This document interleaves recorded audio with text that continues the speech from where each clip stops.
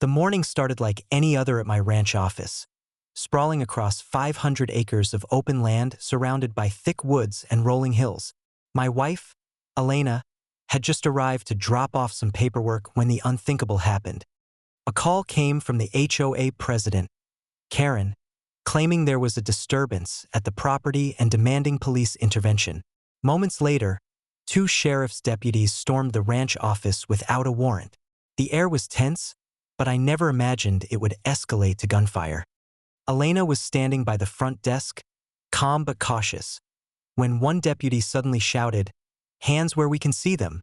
She complied, raising her hands slowly, but before anyone could explain, a shot rang out.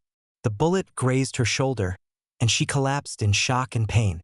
I exploded into action, grabbing my phone to call 911, but the deputies refused to let me leave or call for help.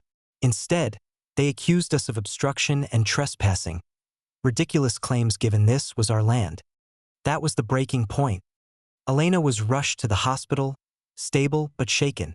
Meanwhile, I contacted my old contacts from my days in the military and private security.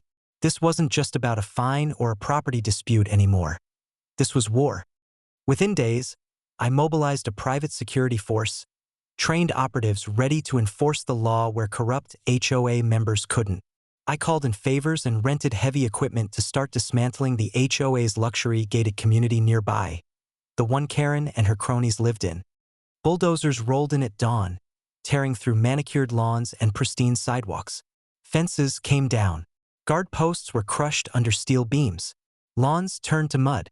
It was slow, calculated, and precise. Karen and the HOA board sent lawyers threatening lawsuits, but the local police, still under Karen's influence, refused to intervene. So, I made sure the damage was so thorough that no legal wrangling could reverse it.